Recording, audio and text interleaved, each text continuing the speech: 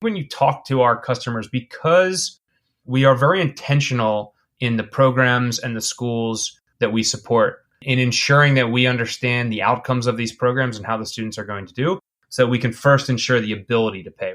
And then lastly, because this is not your typical transactional bank relationship, but one that is really rooted in opportunity, there's this inherent desire from the student to repay the loan because they know that the access that it gave them, and they don't really want to mess it up for the next guy.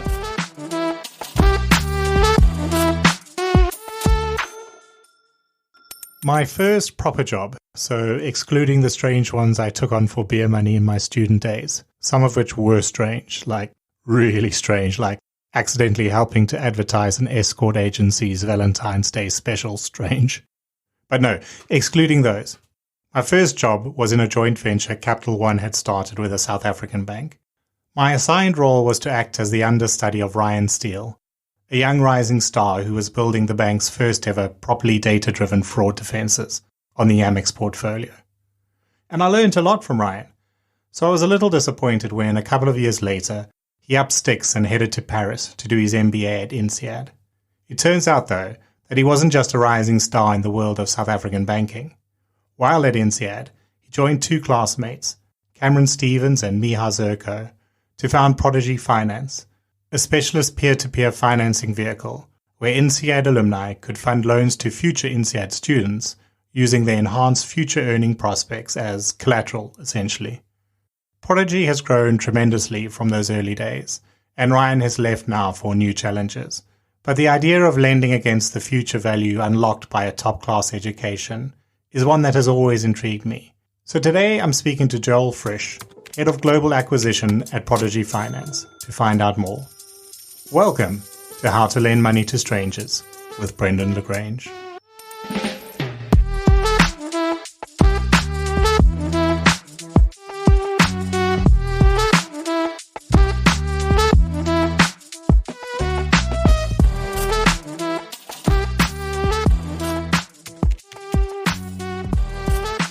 Thanks for having me, Brendan. Thrilled to be on the show and love talking about how strangers can lend money to folks all around the world. Always particularly interesting for us because I think we are lending to folks who others wouldn't really consider as a core borrower component for them.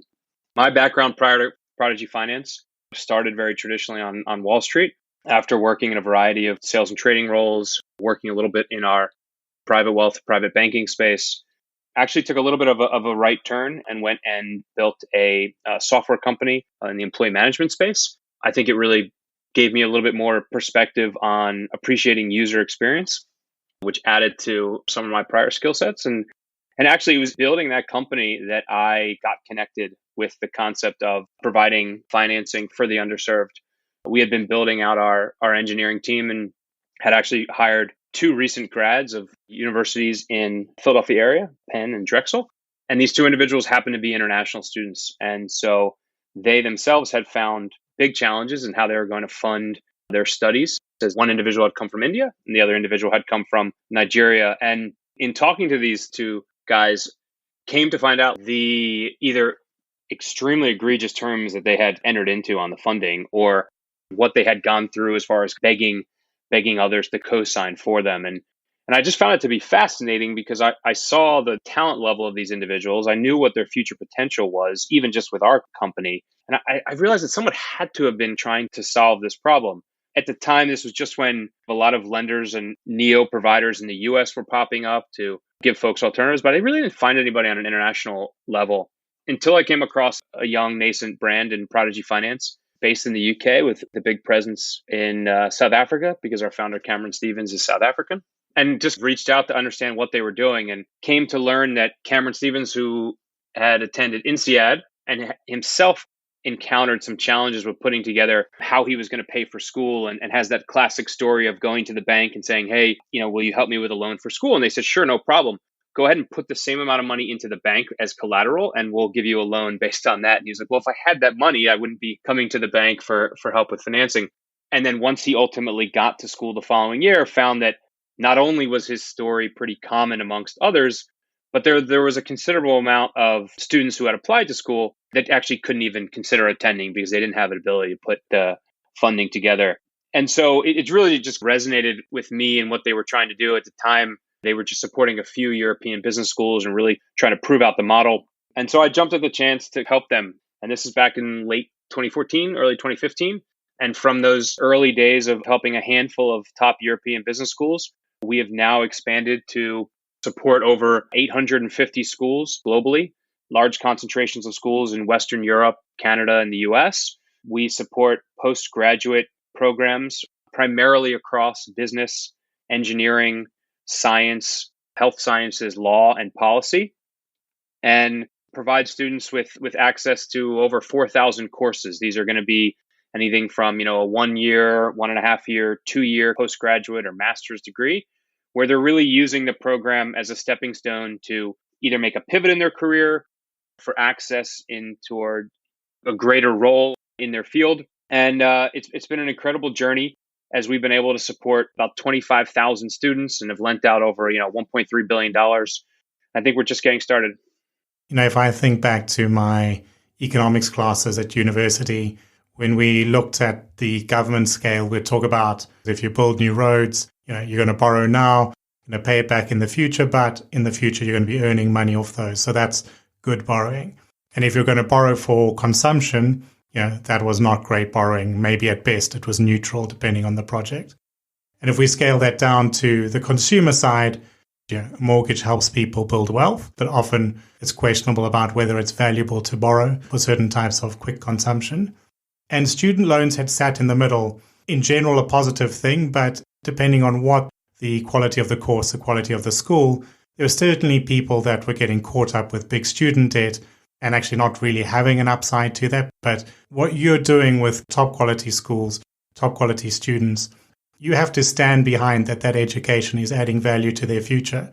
Because if they're coming from, and I saw 80% of your loans or thereabout going to consumers in developing markets, if you're giving them a loan that covers a Ivy League postgraduate degree, unless that really does add value to their lives, unless it really does give them that pivot, your loan's at risk. So you really do have to stand behind the student loan as a tool for wealth production, or at least life change production. It's not always going to be chasing money, but unless this really is the right thing for the student, it's not the right thing for you either. And I think that by providing loans based on an individual's assessment of future potential, it creates that natural regulator in it. Because as I look at the US market, which you could argue is one of the most mature student lending markets, that actually those loans are not really based on the individual, because you have government-backed loans, which is basically the government co-signing on behalf of the student, or you have a lot of parental loans, which is the parent signing. And I think that's one of the reasons why it's been ripe for abuse. And you have a lot of scenarios of individuals borrowing when it may not have been the best decision for them in the long run, and over borrowing. Obviously, we are responsible lenders, and it's a key component to our model to ensure that we are providing students up to a level that they can afford to repay based on how we've seen others who attend those courses get job placement and their incomes afterwards. But just the idea of actually looking at the individual on their own and not including collateral and not including co-signers really starts to lean more towards that kind of positive lending that you're talking about. Yeah, and it's hard to overemphasize how life-changing it can be to get into one of these universities, especially to the 80% of your customers who come from emerging markets. It's a little bit cheesy to say, I guess, but you're now saying we believe in you and here's a route to achieve your full potential. So of course, we're not saying that suddenly everybody can go to Harvard or to MIT or to Yale, but you're putting these highly talented students from around the world on the same footing as an American student, where even if their family couldn't afford the tuition, there would have been funding opportunities available to them. And in the past, their situations would have held them back. It would be impossible for many talented people just to afford that outlay, that investment in themselves. And that's what you're freeing up.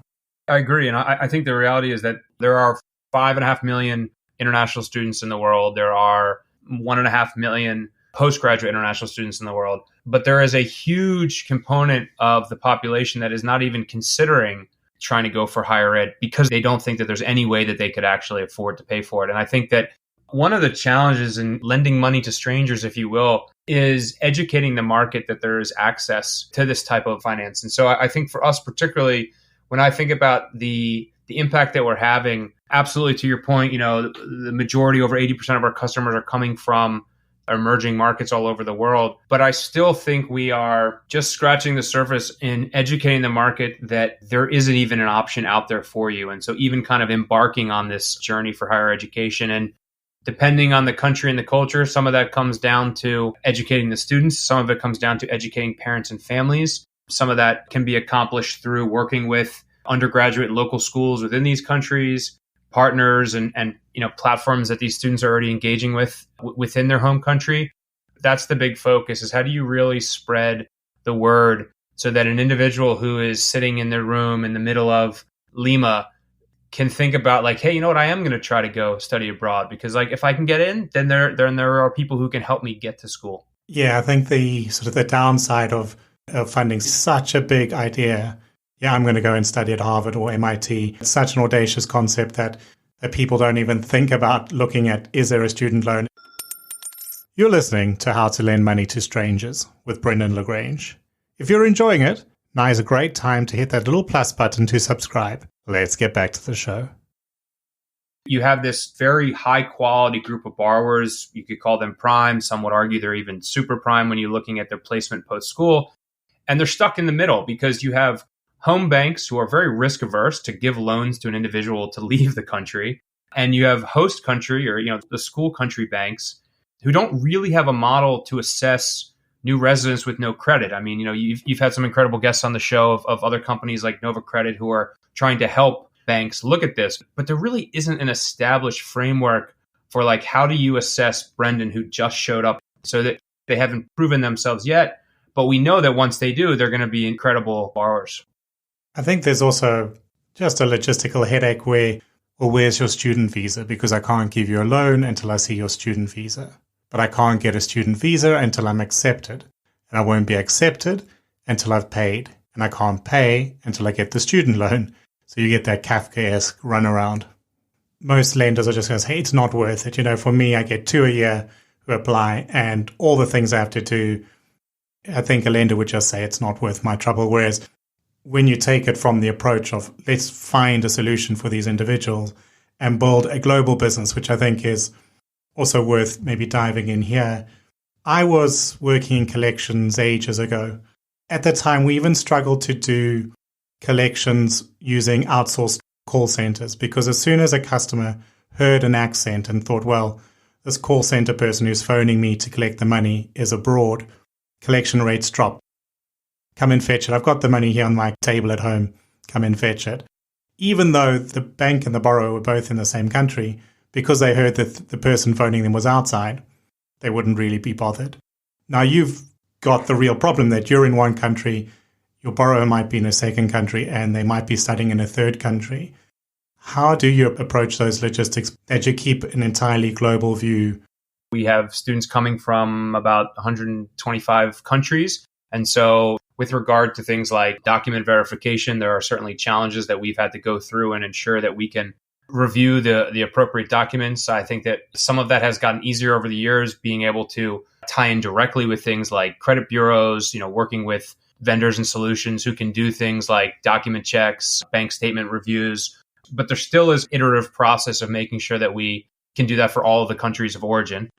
With regard to the disbursement of the loan, so we disperse all of our loans directly to the schools, which does simplify things a bit in that we're not having money run all over the world. Obviously gives surety to our investors that the money is being used for education, is being sent to the schools.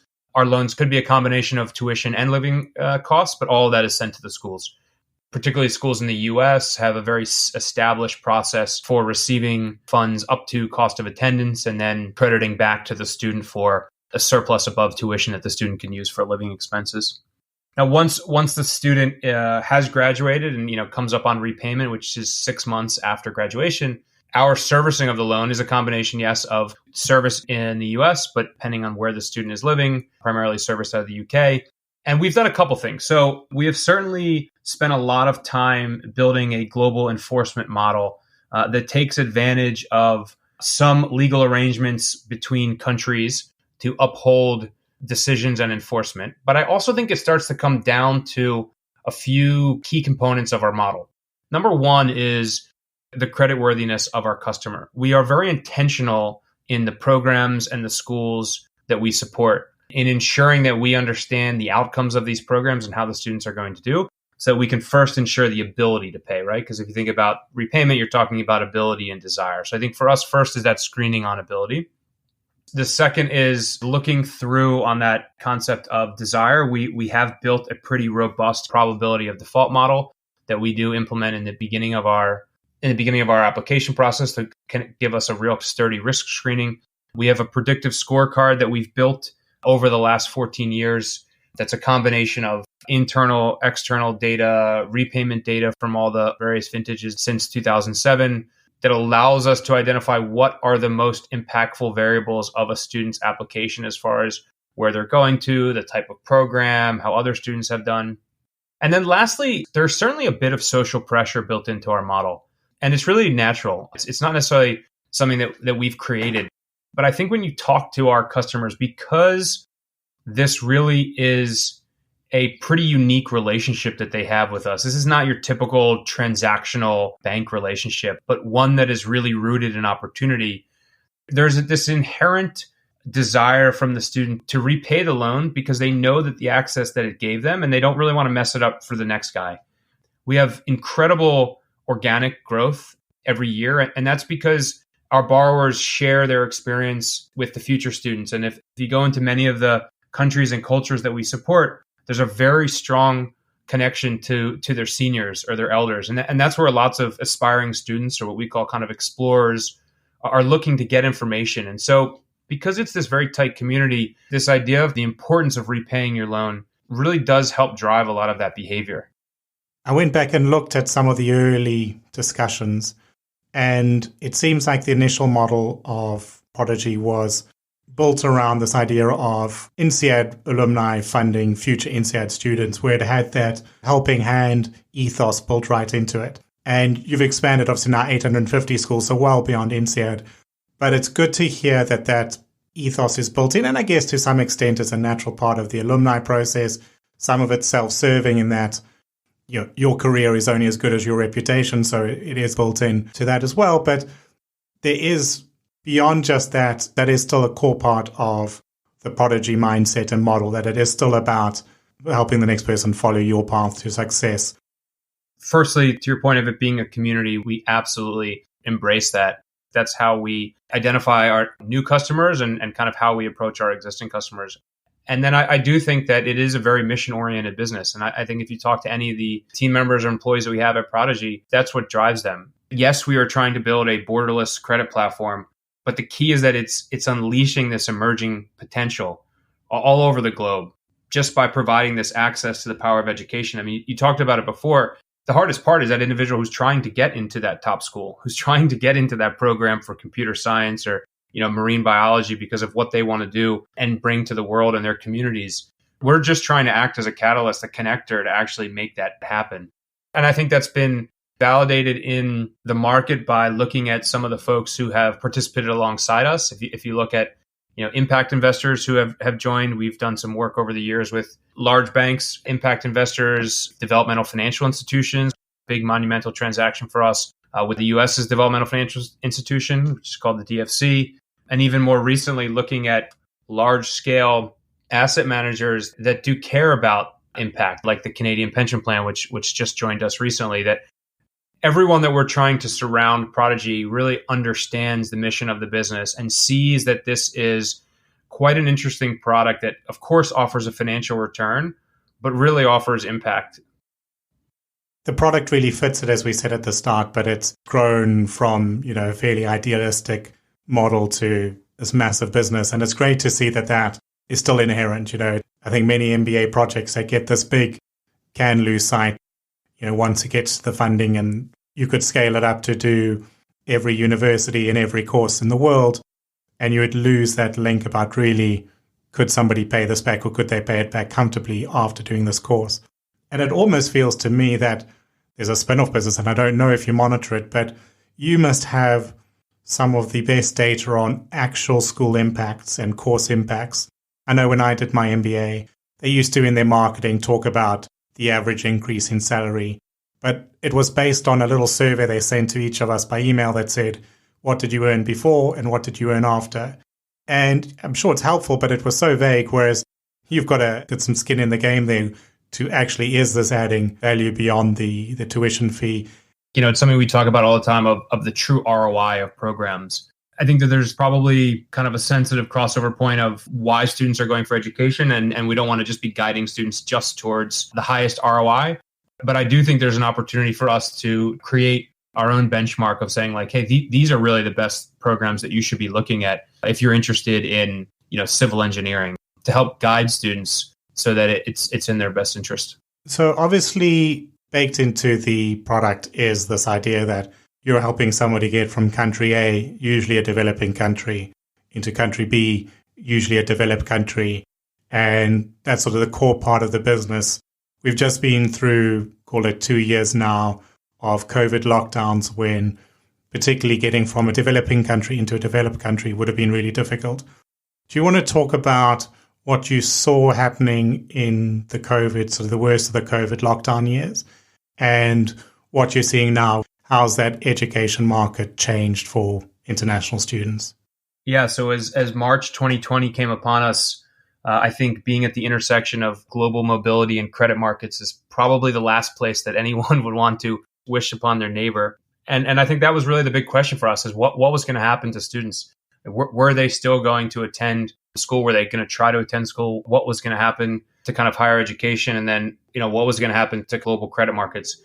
After an initial pause, just of uncertainty, I think what you saw is a few things. One, we saw extreme resilience in our students of doing whatever it took to start their programs. You've got the sort of person you're after, and you're going to say, I'm going to take a big bet on this person's talent being able to shine. That's the sort of person who's going to be able to find a way to survive, who's going to find a way to make it work. And maybe it's going to take them a year longer now to get it all together. But because you're spending all this time actually looking for high quality people, you get high quality people, and that means they're good even when the times are bad. You're saying person I'm lending to is the asset. They are the security as much as any kind of financial asset. And it's proving itself through, a long history now, including some very tricky times. I think the schools were incredible as far as how they tried to be flexible with students, allowing them to start online and then matriculate into on-campus programs, whether that was like one term later. We saw a lot of schools allowing students to defer. One of the interesting outcomes of that is that last January, so January 2021, we saw this incredible growth of January start programs, which you didn't typically see. And if you fast forward a year, we've seen about 85% of those have stayed. So I think that's one of the big outcomes we've seen in the school side, is that you typically think of schools starting in the northern hemisphere, starting in kind of August, September, and kind of running through May. We're starting to see a real big second cycle, this January start, that I do think is here to stay. With regard to the credit markets, I think, everyone around the world saw that slow down. And I think we were also affected in the same way but I think as we came out of it, we looked at ourselves even stronger than we were before. And I think that was culminated in us having a very successful, first of its kind ABS deal, or, asset-backed security deal tied to our international student loans of about $300 million, heavily oversubscribed, that was tied in with social bond principles, as well as the UN SDGs, which really sets the stage for the future, because it shows that this is an asset class that investors have interest in, that they do understand. And I think it's going to help Prodigy as far as accessing additional channels of capital. And I also think it's going to just help international students in general, because it's going to set the tone that, like we talked about a few minutes earlier, that these are the same high quality students. And even though they're coming from another country and coming here, or they're coming from a developing country going to a developed country, that the profile really is the same. And so that was a huge outcome coming out of a very tough time. The one obvious move that you might have seen in the headlines, or people might have been speculating on as travel became impossible and as people started doing virtual courses, was perhaps, is this the new approach to these top quality degrees? Are we going to see more Harvard MBA run fully online? And will that change the need for people to migrate into the States? But it seems from what you're saying there that there's even more hunger than ever before to get there, to get onto campus, to network with other students. Is that what you're seeing? That still the hunger is really to get there in person if possible? Yeah, look, I think the demand for high quality programs is absolutely still there for a few reasons. One, because these are very high quality, well established brands. The second thing is that they are very well established networks that do provide a lot of assistance to students as far as placement post graduation, which is something that students are very interested in. So I think the resurgence of demand to get to campus is absolutely there. I do think that coming out of an experience like COVID, it has accelerated schools' plans for offering their programs in a variety of mediums and formats of hybrid programs that could be on campus, off campus. I think the idea of full online or full remote programs is still being worked on. It's definitely an area that we're looking at. We're also looking at programs where students are doing their first year remote and then getting to campus the second year, which if you think about for an international student, may end up being the best combination of expense utilization that the first year is a little less expensive and then they get to campus the second year and get access to that network. We are very interested in looking at the fully online space, both in traditional and technical or vocational schools. Some of the boot camp platforms, as an example, that have started really are showing great results for how some concentrated jolts of education can really help change someone's trajectory. And I think for us, it just comes down to really understanding those outcomes. Then I think we're going to be very comfortable entering into that space and then obviously working through any of the legal or regulatory requirements, because it does change it a little bit if the borrower is not leaving their country. Yeah, if you're willing to take the bet on this person because of their talent, it stands to reason that they would want to be surrounded by the other people who make that same cut. And I think that's where the online degrees are going to struggle the most. I've done an online master's through an American university. It was a very good course. I got a lot out of it individually. But because you would move through a modular type approach, so your first course might be somebody else's 10th course. You saw some people, they were on the same sort of trajectory as you, and you got a bit closer to 2 or 3 people. But it's just not the same as sitting after class and having a drink or seeing the same person in class from day 1 to 2 years later. And part of the reason you want to go to Harvard is because of the other people qualified to get into Harvard. But as you said, there are other types of courses and there's other short courses when I think online is a great alternative. So in terms of Prodigy's growth and next steps, where do you see that going? Do you explore new markets for new schools to send people to, new markets to capture students from, or is it about looking at other business lines? I think first strategically is we are absolutely committed to being a provider of education loans.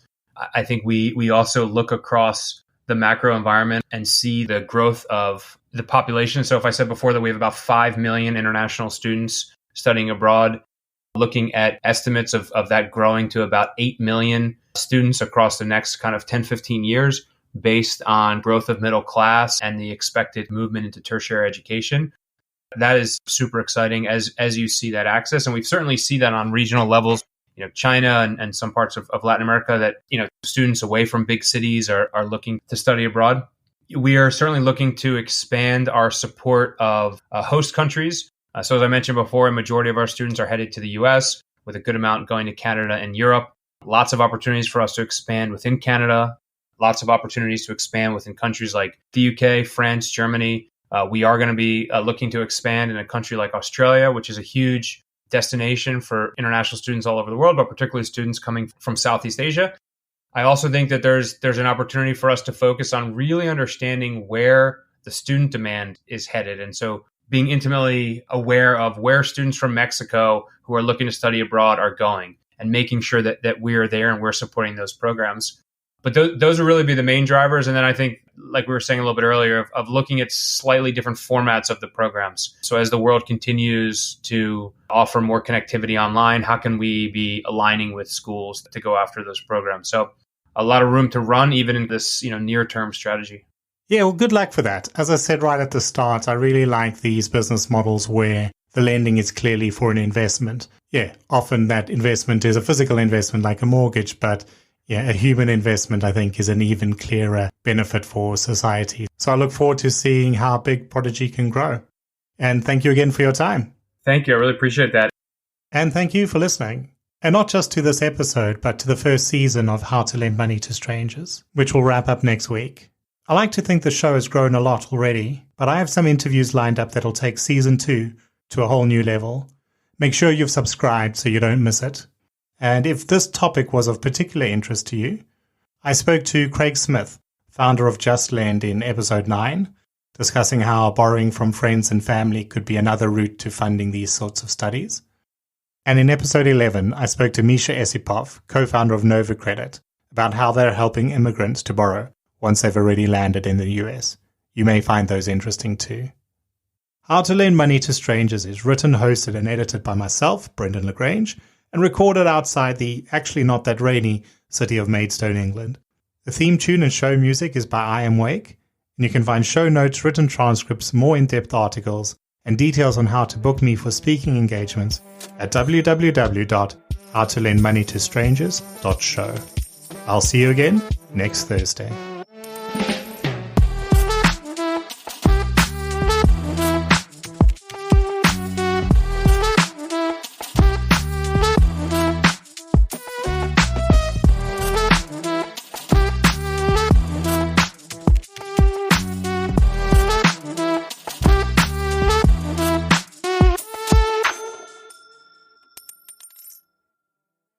Hi, it's me again. Just in case you've had your fill of lending talk, did you know that I've also published 2 pulpy action-adventure thrillers? Draken and Butterfly Hill are both available as ebooks, paperbacks, and audiobooks from Amazon and other online retailers. They're not Shakespeare, but they're not expensive either. And bestthrillers.com called Butterfly Hill an exotic, utterly captivating heist novel featuring one of the genre's most entertaining detectives.